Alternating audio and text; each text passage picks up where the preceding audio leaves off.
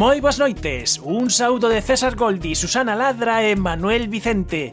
Somos o equipo de Efervesciencia. A democracia é a necesidade de inclinarse de cando en vez ante a opinión dos demais.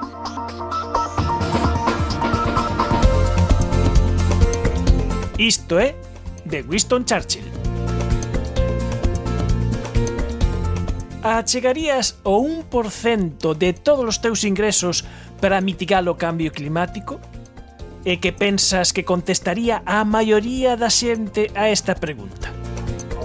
O que está no ambiente é que a maioría da poboación non axudaría a loitar contra o cambio climático se iso implica poñer cartos do propio peto. Pero o mellor vivimos nunha burbulla.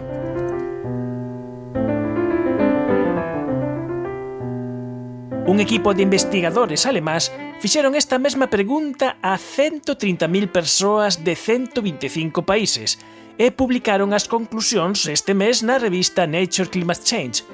E vele aquí o titular.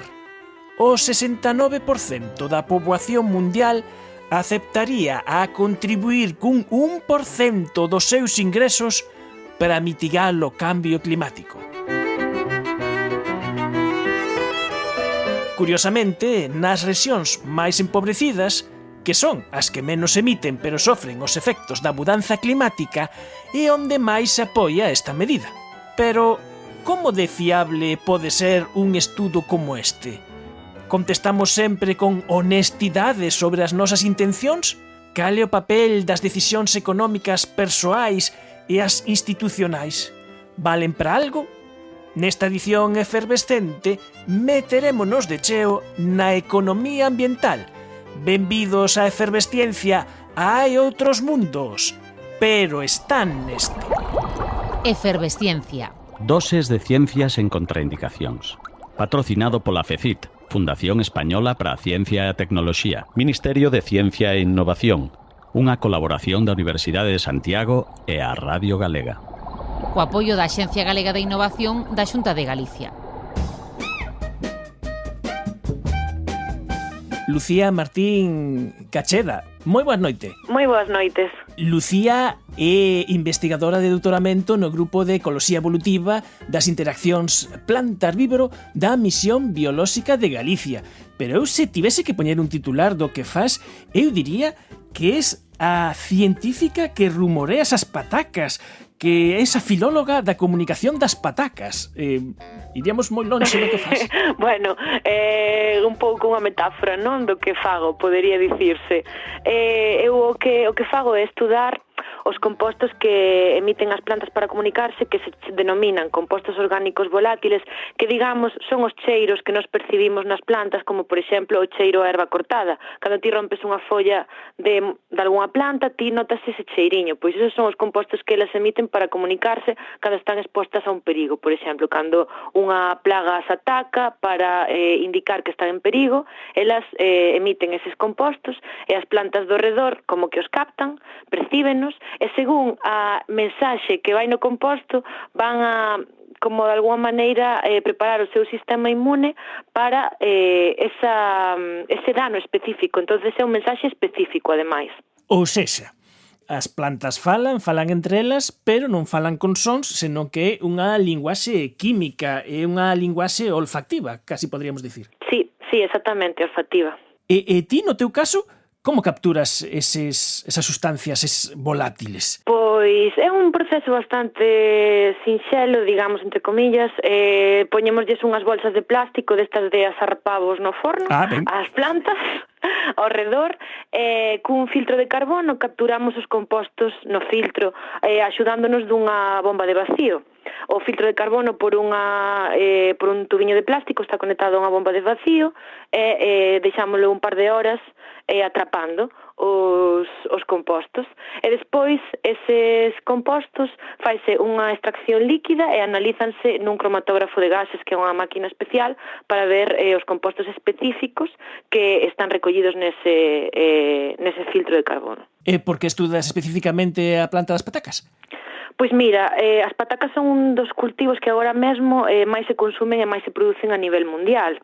Entonces, dentro da seguridade alimentaria, dun contexto de cambio global no que nos atopamos, no que o aumento das temperaturas, das sequías, de todo o que poida acarrear o cambio climático, pois é necesario desenvolver novas ferramentas que sexan máis amigables co medio ambiente, que se poidan usar na agricultura para manter e producir a necesidade de alimentos que esa poboación ten que consumir, reducindo o impacto na natureza e na saúde dos seres humanos, por exemplo, e de outros seres vivos. E quen queira coñecer dun xeito diferente como é esta investigación de Lucía Martín na Misión Biolóxica de Galicia, outra cousa que podedes facer xa é entrar en YouTube e buscar a lingua das patacas desta filóloga das patacas, buscar a lingua das patacas e atoparedes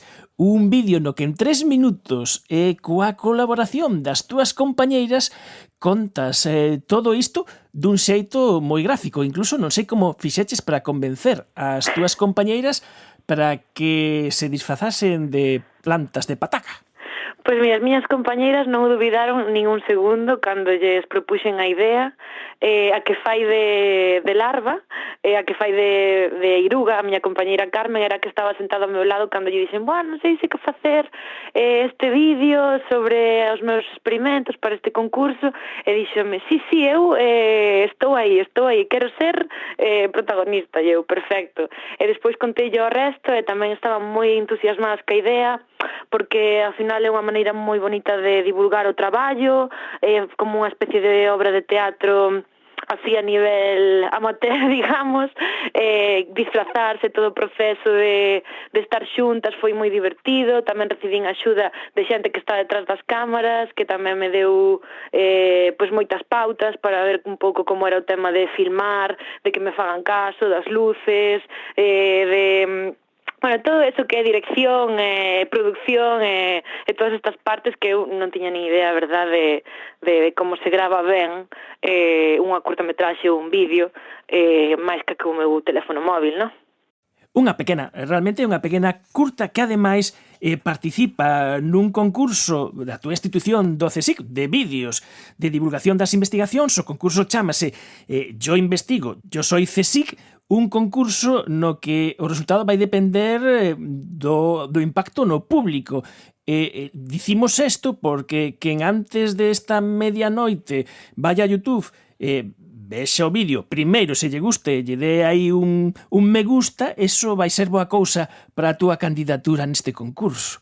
Sí, efectivamente, unha das premisas do concurso é a difusión, parte dos premios que se van a otorgar dependen desa cantidade de likes en YouTube e da difusión que teña o vídeo para que chegue a canto máis xente, pois millor, que para eso está o proceso. Desde aquí facemos este chamamento porque a verdade é que encantounos o vídeo. Poremos tamén o enlace no Twitter de Efervesciencia para quen queira ir xa directamente. Mira, e aproveitando xa que estás connosco, podemos comentar un pouco de como está indo esa investigación de doutoramento, e aí ti comentas preguntas que xorden.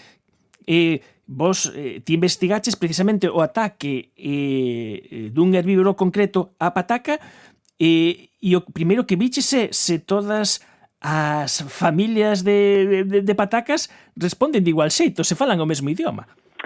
Sí, nun dos experimentos que conto no vídeo, que é o primeiro experimento que forma parte da miña tese doutoral, fixen un estudo sobre se as diferentes variedades de pataca utilizan diferentes, digamos, linguaxes, entre comillas, para comunicarse e dicir diferentes compostos volátiles ou diferentes mezclas de compostos volátiles, diferentes cantidades, pois estudar iso e ver se afecta a resistencia a plagas. É dicir, se diferentes variedades se poden mandar mensaxes entre sí e captalas da mesma maneira. E o resultado que cheguei é que sí, que independentemente da variedade de pataca e independentemente do uso dos volátiles que fan esas variedades, que efectivamente son diferentes según a variedade,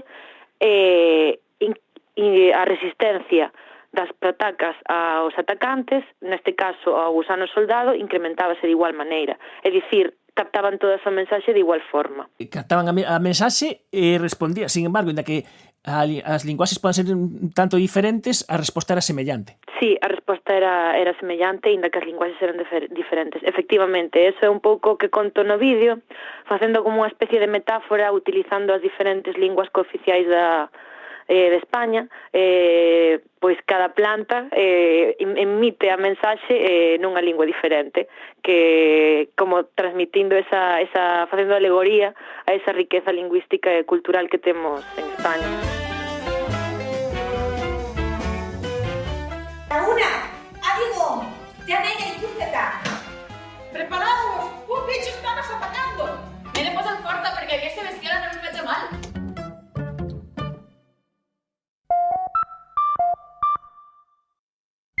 Ademais, hai que dicir que o vídeo está feito en galego. Levar esta investigación feita en Galicia expresada no idioma que fala a súa investigadora. Sí, eu creo que é importante facer ciencia en galego e usar o idioma que temos noso, como que me parece importante tamén que noutras zonas de España pois chegue este vídeo que o escoiten na nosa lingua, porque ao final pois é unha maneira tamén de reivindicar o uso do galego en Galicia, non? É que mellor que un vídeo que poida chegar a diferentes partes da península. E volvemos ao mundo destas linguaxe das plantas da pataca. O obxectivo final é decodificar esa linguaxe que nun momento dado, dun xeito que podamos ser nós que mandemos esa mensaxe de reforza o teu sistema inmune que pode haber unha praga. Sí, a idea que se plantexa desde diferentes investigacións é expoñer as plantas a uns emisores artificiales de compostos volátiles que participen na comunicación específica na especie de planta que nós queremos protexer e ver se aumenta a súa resistencia a pragas se sabemos que un determinado insecto, que un determinado patóxeno vai atacar a esa planta. É como unha especie de vacina, digamos, porque prepara o sistema inmune da planta e cando o ataque chega, deféndese con máis forza e máis rápido, pois sería como cando nos vacinamos da COVID, que inda que sufrimos o virus, o sufrimos en menor medida que sen estar vacinados. Unha investigación ben interesante, e só me queda dicirche unha cousa. Ti coñeces o concurso Dance Your PhD, danza o teu doutoramento? Non o coñezo. Pois, a ver, contoche, porque aí, vendo como liaches as túas compañeiras, hai un concurso promovido por Science, pola revista Science, sí, que se chama Baila o teu doutoramento, que consiste en que a xente que lea a súa tese que faga unha danza, un vídeo bailando o seu doutoramento explicando como se fai. Eu creo que tes a lingua das patacas, lle pos un poquinho de música e unha coreografía e xa participaríades en Science. É un xeito bastante rápido e accesible de chegar a ter unha publicación Science, porque son uns cartos que poñen e salen aí os galadores nesta revista. Eu deixo como suxestión. Pois mira, moi boa suxestión, pensareimo, porque ademais fago danza contemporánea aí en Pontevedra, en Trepia, podo ver se liar as miñas compañeiras, se lles apetece. Podes incluso ter bailarins profesionais que axuden os teus compañeiros, pero ti tes que bailar. Normalmente os vídeos que gañan cada ano o que valoran especialmente é a originalidade, e creo que vos xa tedes con eso de disfrazarvos de plantas, do herbívoro, está todo, tédelo todo. O sea, que o mellor ainda podes dar un paso máis, Lucía. Pois sí, moi boa idea. Gracias por esta información, que non tiña nin idea da existencia deste concurso, e pareceme outra boa ferramenta. Se concursas, avísanos, e tamén, pois, cando cheguedes os resultados da vosa investigación. Estivemos a conversar esta noite con Lucía Martín Cacheda, que é investigadora de doutoramento na Misión Biolóxica de Galicia. A filóloga das patacas, chamámola aquí, inda que, non sei se o alcume gustarache ou non. Sí, moi chulo. Moitísimas gracias, Lucía, por estar connosco esta noite. Moitas gracias a ti e boas noites. Patatín, patatán, patata, patatona, patatín, patatán. Cuando Adán y Eva metieron la pata, no fue la manzana, que fue la patata. Patatín, patatán, patata, patatona, patatín, patatán. Coge una patata y con suavidad mírala a los ojos y dile mamá. Pues cuando comemos patata estofada es un parricidio y una gamberrada. Y es tan sabrosona en todo momento, la fécula siempre es un gran alimento. Atención, atención, aquí a boa de Einstein. A ver, coordenadas do teletransporte de hoxe, Campo Norte, USC. Toma, Facultade de Ciencias Económicas Empresariais. É a primeira vez que veño aquí. Hai que ter cuidado aquí ao aterrar con un gran galo de cobre.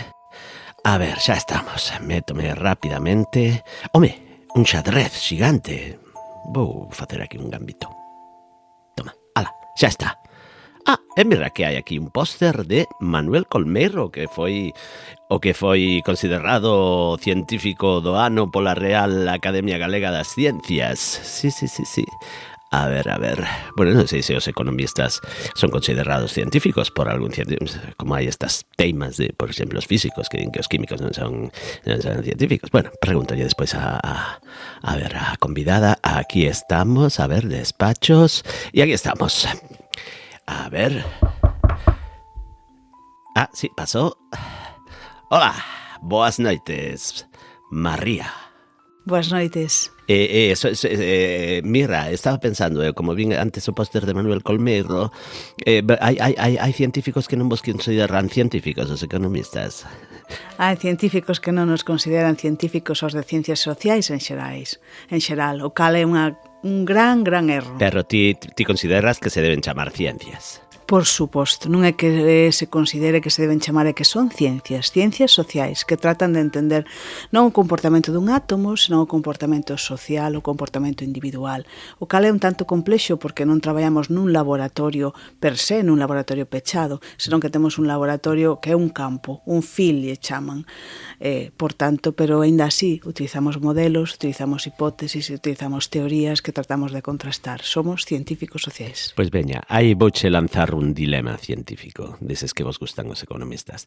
Mira, que teño un catarro que viña ca ventanilla baixada. Mira, seguro que nunca se vos ocurriu esta pregunta. Atenta, Vas a un restaurante e che ofrecen un boviño, pero dinche que teñen un viño ecolóxico maravilloso. E aínda máis, un viño ecolóxico dunha añada excepcional. Canto estarías disposta a pagar de máis por ese viño? Esa é unha moi boa pregunta. Nesas preguntas traballo eu. Canto estarías disposta a pagar? A resposta é galega. Depende da crenza, depende do que ti consideres, depende das tuas normas sociais, depende do teu poder adquisitivo, pero tamén depende de se realmente crees e valoras que é un viño ecolóxico, entendes a magnitude diso, especialmente se é dunha dañada particular. É dicir, o mundo dos intangibles. Bueno, o mellor facelo tangible, probalos antes, non? Eso, efectivamente, eso facemos tangible, o probamos antes, xa é un mundo de experiencias, e aí xa falamos de outro tipo de economía. Así me gusta, un economista que anda cos pés na terra.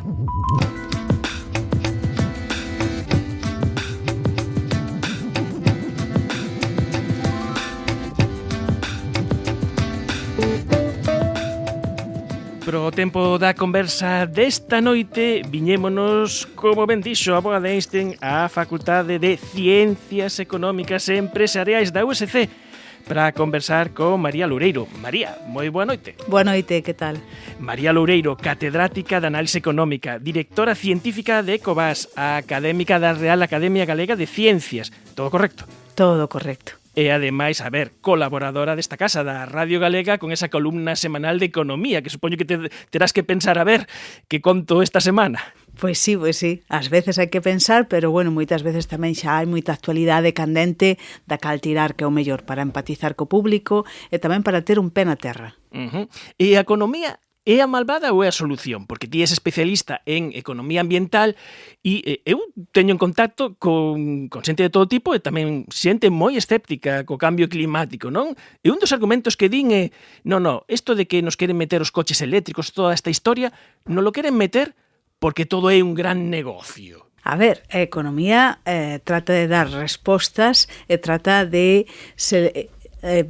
dar posibilidades cando os recursos son escasos. Explícome, de priorizar. Desde esta perspectiva, a análise económica é fundamental, porque a economía basicamente é a ciencia que nos axuda a xestionar aqueles recursos que son escasos por excelencia. Por tanto, precisamos ter unha perspectiva económica. Entón, é a solución? É parte da solución. Se falamos de grandes problemas como pode ser o cambio climático, lóxicamente, parte da solución vai vir desde a perspectiva da economía, parte da solución vai vir desde a perspectiva da socioloxía, parte da solución vai ser tecnolóxica, etcétera, etcétera. Necesitamos unha solución multidimensional porque os ángulos que trata o tema son moi distintos, pero é un tema global. Entón vamos a necesitar unha solución global. Claro, un ámbito particular non pode dar unha solución global, pero moitas das cousas pasan por economía, ou hai moitas interligazóns ca economía, por tanto, é un ámbito fundamental. Mira, vouche facer outro dilema. Sabes cal é a síndrome dos documentais da Dúas? O síndrome dos documentais da Dúas. Pódeme imaginar. A ver. Veña, lánzate.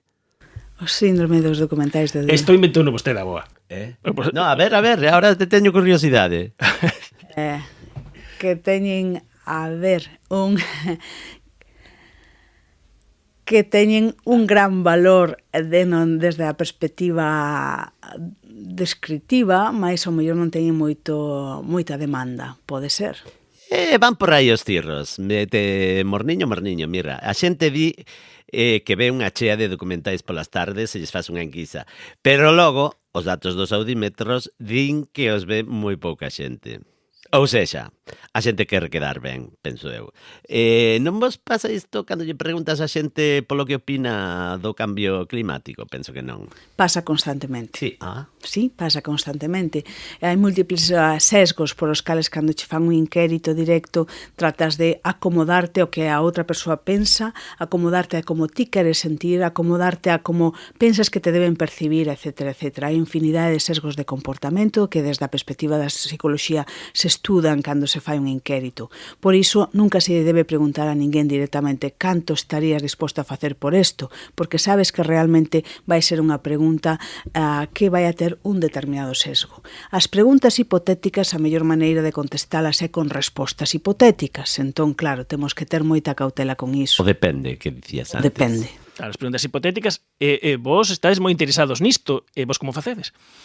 Como facemos? Pois desde a perspectiva da diseño de instrumentos que tratan de avaliar políticas públicas ou que tratan de recoller información directa das persoas, hai varias formas. Hai un montón de teoría que podemos empregar para reducir ese tipo de sesgos, desde incluir preguntas trampas nun inquérito, hasta preguntar non por as túas preferencias, que che gustaría facer, tarará, senón desde forma actual e real, que faz, colaboras conduces que tipo de automóvil, cales son os teus hábitos directos agora, non? Para evitar todo tipo de sesgos estratégicos que poden acontecer nun inquérito. Pero tamén, obviamente, en algunhas circunstancias podemos analizar as tendencias de mercado e podemos tamén entender que di a xente cando non está nun ambiente que está sendo controlado. É dicir, que di a xente, por exemplo, nas redes sociais, cando as conversas son completamente espontáneas, esporádicas e non teñen necesariamente unha determinada orde. Que che están contando? Como se sinten hacia determinadas circunstancias, non? Entón, por exemplo, este ámbito de información onde as persoas contan as súas vivencias, as súas experiencias de xeito moito menos articulado que nun inquérito, son as miñas novas liñas de investigación, porque penso que aí hai moitísima información moi interesante de quen di que cousa e como a xente trata de contestar, dar o like ou non? Toda esa dinámica social que se está a reproducir nas redes e noutros ámbitos menos formais que un inquérito propiamente dito. E que di esa radiografía do Twitter en España, en Galicia, de como nos aproximamos ao cambio climático, porque además sabemos por pola experiencia propia, porque din outros estudios que además que as redes están moi polarizadas. Sí, é certo. As redes están moi polarizadas. Entón, a primeira cousa que hai que facer cando se traballa con datos de redes é precisamente limpar os datos. Asegurarte, por exemplo, de que estás a tratar con datos que veñen de persoas e non datos que veñen de robots. Asegurarte que estás a tratar con persoas de determinados perfis e non, por exemplo, empresas contratadas para xerar un trending topic ou un tema de interese, non? Entón, desde que tes os datos limpos, que di esa radiografía? Pois di dúas cousas. Di que, primeiro, en termos xerais, en termos medios, cada vez estamos máis preocupados e concienciados, en termos xerais. E que houve un punto de inflexión a partir da COVID. Se ben é certo que durante os meses da COVID tiñamos outras problemáticas, tiñamos outras circunstancias. Cando pasou iso, sí que houve como o levantarse o teón e darse conta de que, bueno, temos que cambiar as formas de actuación. Entón, eso é o que nos están a decir os datos. Pero tamén nos din outra cousa, nos din algo moi propio da nosa cultura, que tamén que nos acordamos de Santa Rita cando trona, non? É dio dito. Cando falan as persoas de cambio climático nas redes sociais é cando realmente están a acontecer eventos extremos. Ou teñen máis as conversas relacionadas con cambio climático teñen máis probabilidade de ocorrer cando hai unha forte nevada ou cando, pola contra, hai unha vagada de calor, etc. etc. Aí, nas circunstancias de eventos extremos, é cando relacionamos eventos extremos con cambio climático. Pero non tanto no día a día, non tanto se, por exemplo, en metade de febreiro imos un día ca camiseta ou manga corta. Aí decimos que calorciño, que bo día. Mira, falando do peto, cando vas ao súper, agora é obrigatorio pagar a bolsa de plástico. E isto é eficaz, realmente, porque son poucos cartiños. Pois foi moi eficaz en canto á utilización de plástico ao consumidor. Agora ben, debido ao mero feito de que agora a bolsa costa, moitas empresas de agroalimentario que fan é agora recubrir todo con plásticos, especialmente no ámbito de frutas e vexetais. Entón, houve un efecto moi importante na demanda final, pero non sempre en todos os intermediarios da canle alimentaria. Entón, a ver, se non fai falta poñer as bolsas a 5 euros para que funcione. Non fai falla poñer as bolsas a 5 euros para que funcione, e o que máis funciona tamén é a presión social. Xa non quedas ben. Non queda ben eso de esquecerte a bolsa na casa. Como te esqueciche a bolsa na casa?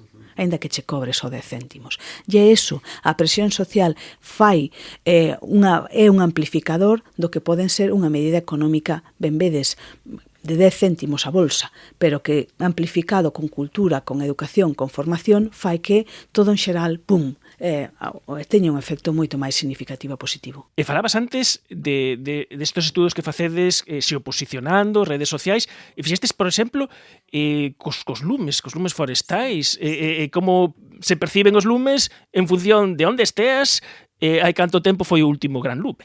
Efectivamente, pois facíamolo ademais o que lle chaman agora análise en tempo real, chamanlle nowcasting. Antes en economía predecíamos que vai pasar, pero agora tamén tratamos de entender que está a pasar xusto agora.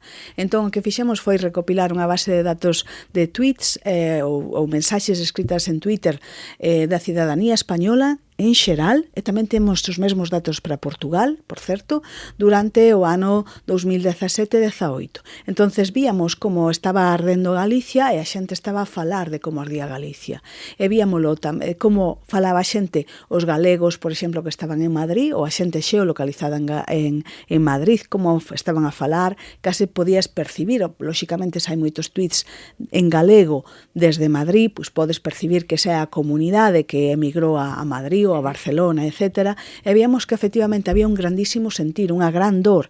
A parte da perda económica real de aquí, a perda social, había outra perda emocional significativa que se notaba na sociedade española neses días, non?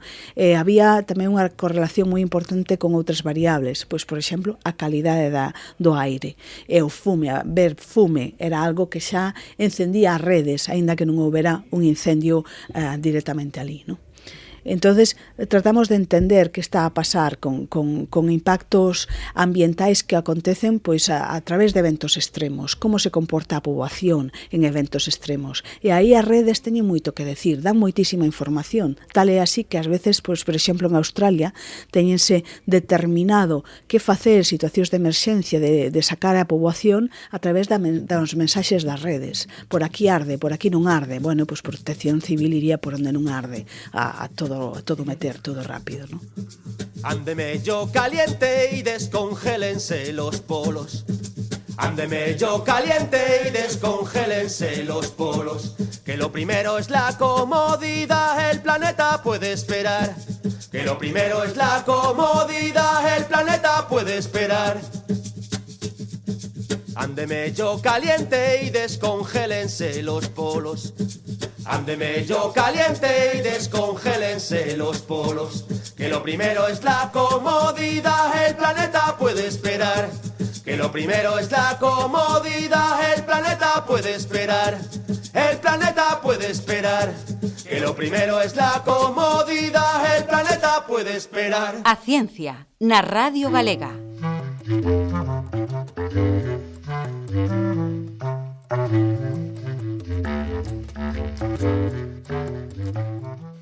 Estamos en tempos de mudanzas, e mudanzas moi rápidas. Claro, desde un punto de vista económico, podemos pensar que o mellor non facer nada, pois, habendo estas incertezas, é unha opción máis económica. Bueno, todo depende en como valores ti o futuro. É non facer nada o máis barato? Non necesariamente. Iso é a primeira cousa que hai que explicar.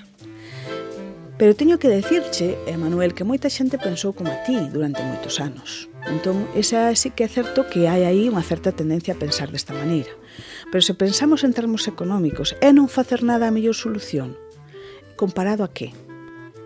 Aí está a clave. Aí está a clave. Cal é o status quo? Como vai cambiar a situación se non facemos nada? Como vai ser Galicia en 30 anos se non facemos nada? Bueno, pois estamos a ver que no paraíso da auga e no país dos 1000 ríos xa hai unha seca moi considerable en moitos municipios galegos, incluso costeiros, incluso da Mariña Lucense, incluso hai secas e presecas durante o verán. Eso implica que necesitamos cambiar o que é, cando menos tamén a forma de xestionar os nosos recursos. Aquí non estamos na situación de Galicia paraíso climático, por desgraza.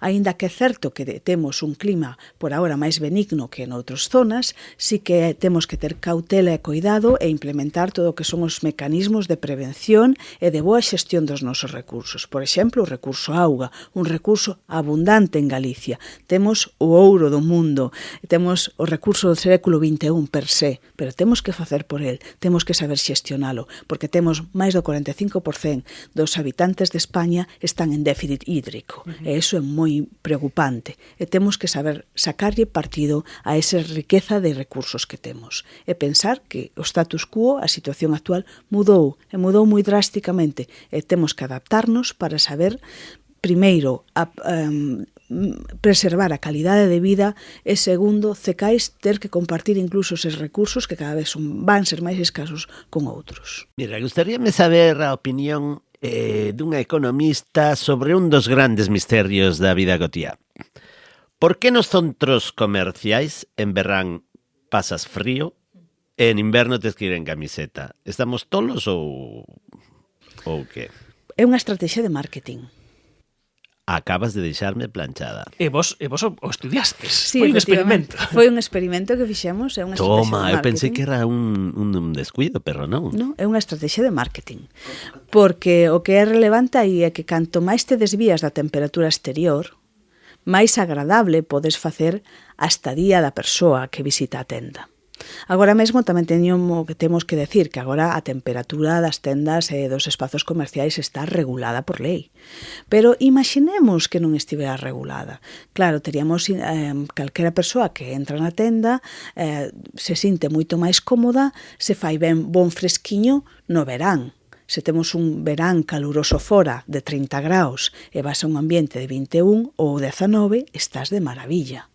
Mentras que da outra banda, se fai moito frío fora e vas a un lugar quentiño, tamén estás de maravilla. E que fas cando estás de maravilla nun sitio? Quedarte máis tempo. E se te estás quedando máis tempo nunha zona comercial, é ben probable que remates mercando, especialmente se venden, por exemplo, roupa ou outras circunstancias nas cales te tiñas que espir e cambiar o que xa é a túa temperatura corporal poda estar máis exposta a cambios cambios de temperatura. Vos o vistes empíricamente, ¿no? Cando se podía facer, vistes atopastes esa conclusión de que no voso estudio estes centros comerciais estaban máis frescos en verán que en inverno. Efectivamente, a pesar, Malia, o feito de que había, pois, o que son o que se fixeran neses centros comerciais era un gran investimento en temas de calefacción, en temas de control de temperatura. Pero aínda así, bueno, pois hai iso quer decir que basicamente se falamos de transición verde, temos que pensar a transición verde ou a transición enerxética desde unha perspectiva moi múltiple. Non somente necesitamos efectivamente bons instrumentos que midan ben a temperatura, senón que tamén temos que saber empregalos adecuadamente. E non necesariamente van as cousas da mesma man. Necesitamos, por tanto, entrenamento e formación para as novas tecnoloxías.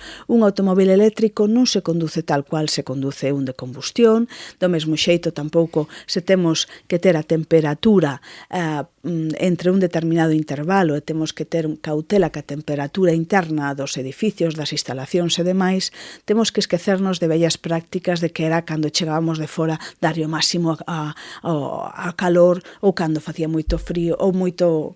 Quero decir, esos cambios que facíamos no noso termostato. Temos que esquecernos da temperatura, dese control manual do termostato. Temos que deixarnos levar un pouco pola tecnoloxía e saber empregala. Eso é fundamental. O factor humano. O factor humano. O factor humano é fundamental. É o máis humano de todos os factores. É o máis humano de todos os factores. Sí. Mira, agora imos cos pecadiños. Unha economista ambiental como a ti na vida civil, non me digas agora que tes un 4x4 e viaxas en jet privado. Teño un Zoe, nin idea, perdínme, non confín dos tempos. De feito, o primeiro automóvil eléctrico que se fixo en España pola Renault en Zaragoza. Ostras, un Zoe, cale, este pequeniño? É o pequeniño. Ese que desde un só ocupante? Non, podemos ir 4.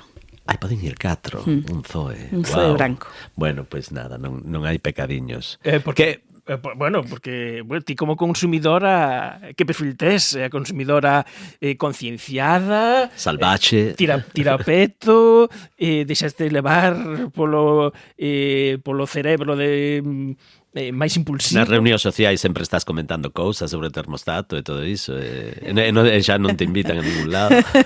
Hai un pouco deso, hai un pouco deso, pero bueno, como son? Son como todos. Trato de facer o mellor que podo, ao mellor teño bastante información nalgúns eidos e trato de entendela e que se plasmen nas miñas actuacións, pero ben é certo que ás veces que non o podes facer tan ben como desexarías facer.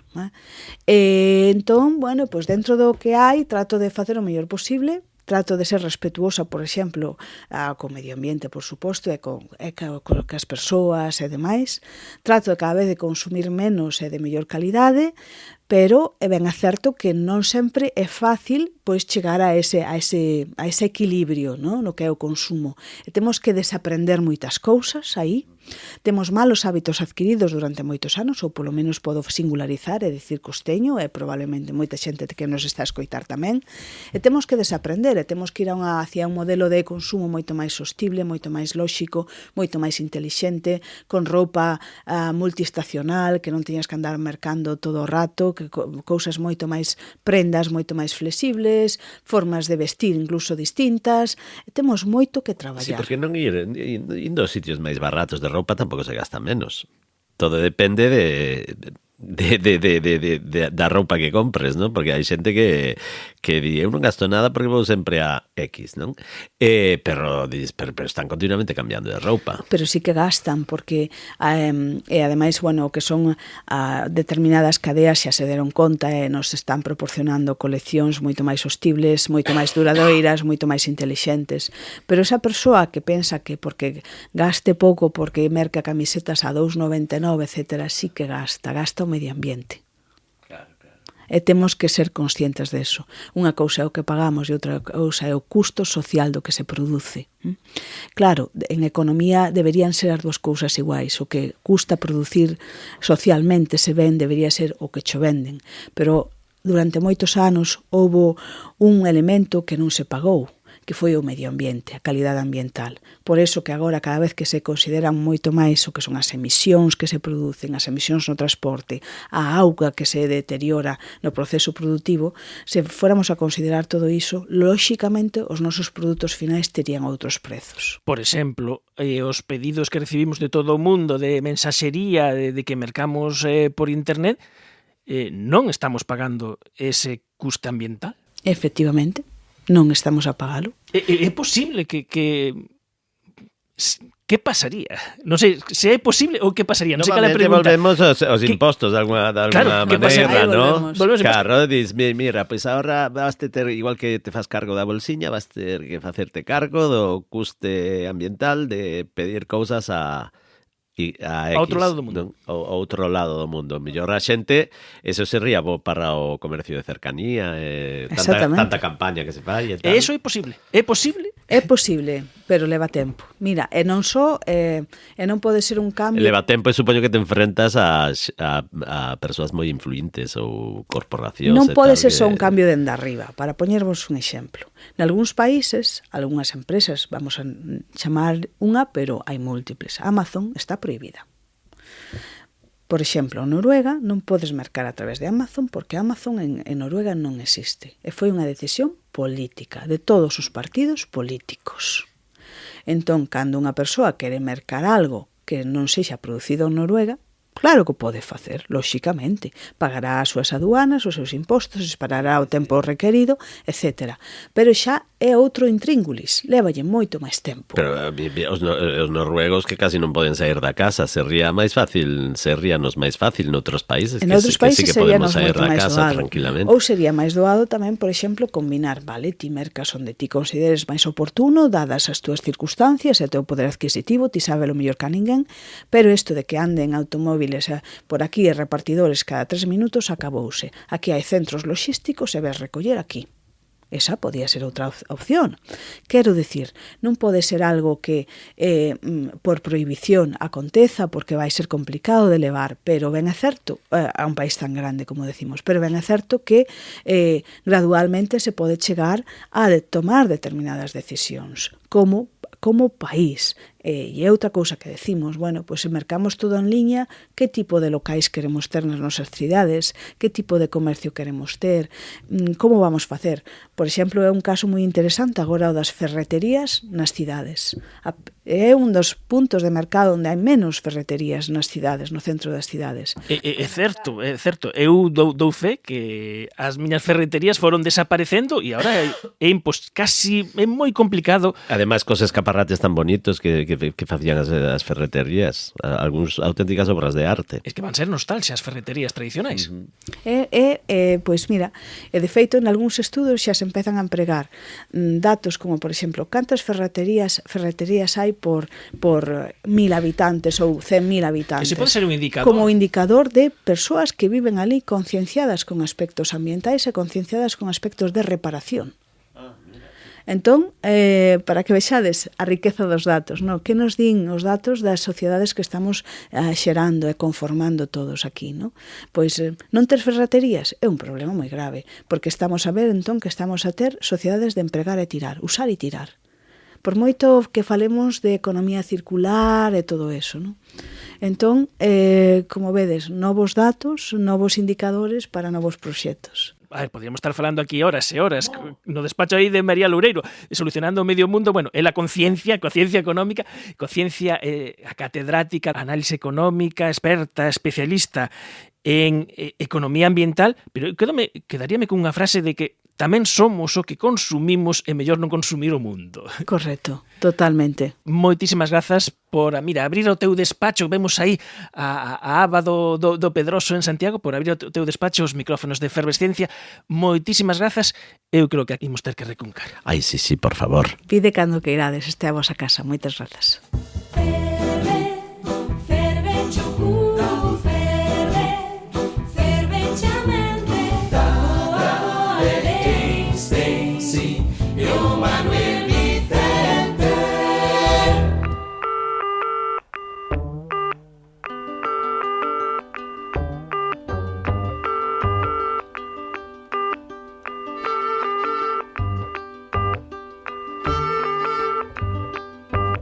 Vivimos tempos de abraio cos avances da inteligencia artificial, pero hai moitos máis avances no eido das ciencias da computación que poden pasar desapercibidos pro gran público.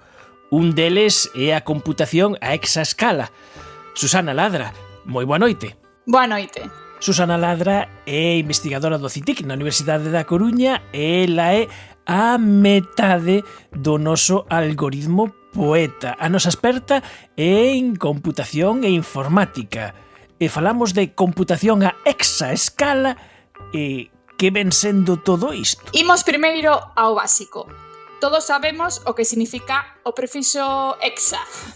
Boa pregunta. Hexa, claro, hexágono 6. Soamos kilo, mega, xiga, tera, peta. Pois o seguinte é hexa. Kilo é 1000, 10 elevado a 3, mega é 1 millón, 10 elevado a 6, xiga 1000 millóns, 10 elevado a 9, tera 1 billón, 10 elevado a 12, peta 1000 billóns, 10 elevado a 15, e hexa, por fin hexa, é 1 trillón, 10 elevado a 18. Este prefixo foi adoptado polo Sistema Internacional xa hai anos, en 1975, ben do grego, efectivamente significa 6, xa que 1 trillón tamén pode entenderse como 1000 elevado a 6. Pero, bueno, ahora que xa sabemos o que é hexa, que é 1 trillón, ou un factor de 10 elevado a 18, que é a computación a exaescala, pois é a capacidade de realizar 1 trillón, é dicir, 10 elevado a 18, operacións matemáticas por segundo. E isto non o pode facer calquer computador.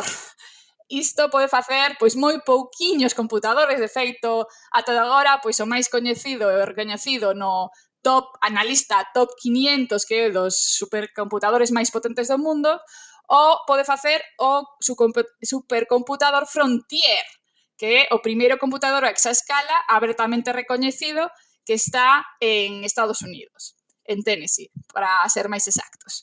E funciona, pois iso, a unha velocidade de hexaflops, que é, pois, flop é operacións con decimais, con punto flotante. Din que en China hai algún destes supercomputadores, pero como aí non sabemos moi ben o que están a facer, pois non están recoñecidos oficialmente. Este Frontier é do Departamento de Enerxía dos Estados Unidos. Sí, de feito, bueno, o que fan é os primeiros traballos que están a realizar están dirixidos por científicos de materiais da Universidade de Michigan para fusionar marcos teóricos para predicir o comportamento de electróns, non? Ata de agora se podían predicilos para máis ou menos 1000 electróns e grazas a estes computadores poden, para este concreto Frontier, poden predecir o comportamento de ata 600.000 electróns cunha precisión case perfecta.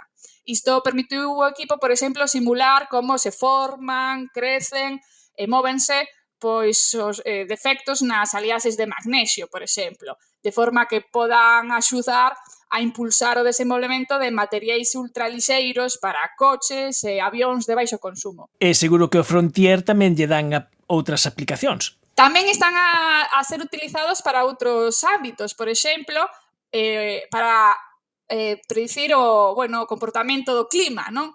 Mellorar a resolución do principal modelo climático mundial, efectivamente, do Departamento de Enerxía que comentabas de Estados Unidos. E así, por primeira vez, incorporar a física que dá lugar ás nubes en todo o planeta.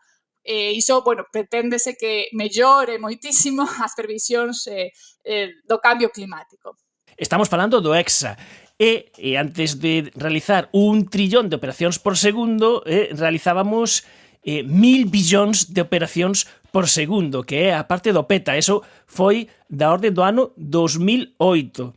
Quere dicir que nestes década e media multiplicamos por 1000 esa capacidade de cómputo que vai pasar no futuro. Pois moi boa pregunta, porque unha vez conquistada a exaescala, os investigadores obviamente xa teñen a vista posta no seguinte salto na supercomputación, as máquinas de z-escala, que é 10 elevado a 21 flops. Pero vai ser difícil. Segundo os expertos en hardware, que é a parte máis física, no, dos computadores, a tendencia dos últimos anos no encollemento dos transistores, que o que fai que se poda mellorar a velocidade, pois non está a seguir a famosa lei de Moore, que dicía pois que doblaba cada pouco tempo, non? Agora é moi difícil encoller estes transistores e, por tanto, é difícil conseguir esas velocidades. Hai algunhas solucións en riba da mesa, por exemplo, unha é relaxar a precisión matemática coa que os chips informáticos actuais realizan os cálculos, pero claro, iso conleva problemas de fiabilidade.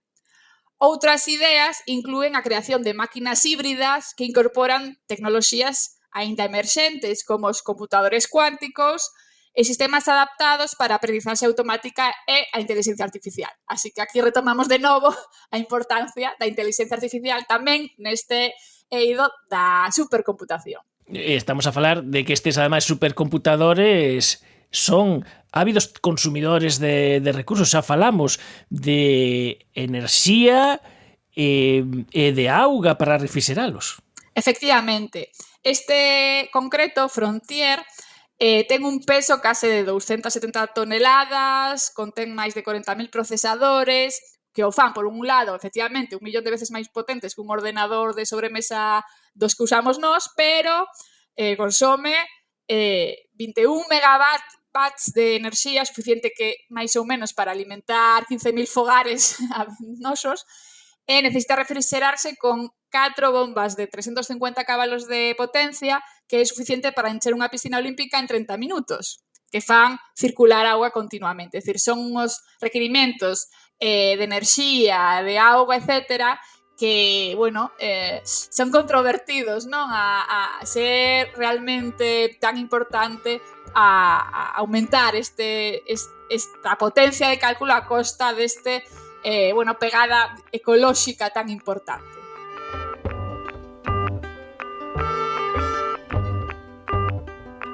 Pois aí queda a chegada da humanidade a esa computación, a esa escala, esa velocidade dos trillóns de operacións por segundo, un número que é imposible que entre nas nosas cabeciñas, co que se poden atender e resolver problemas aínda máis complexos, os problemas aos que se enfrenta a computación actual, e tamén coas súas luces e coas súas sombras.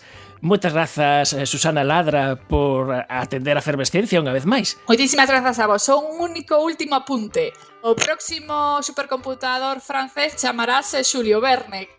Como poderíamos chamarle o galego? O galego? Non sei. Home, así venme a cabeza o caso de un enxeñeiro galego estradense, Ramón Berea, que no século XIX patentou en Estados Unidos unha máquina de multiplicar mecánica que pesaba 30 kilos. Podería ser un Berea. Pois aí está o apunte. Moitas grazas, Susana. Boa noite.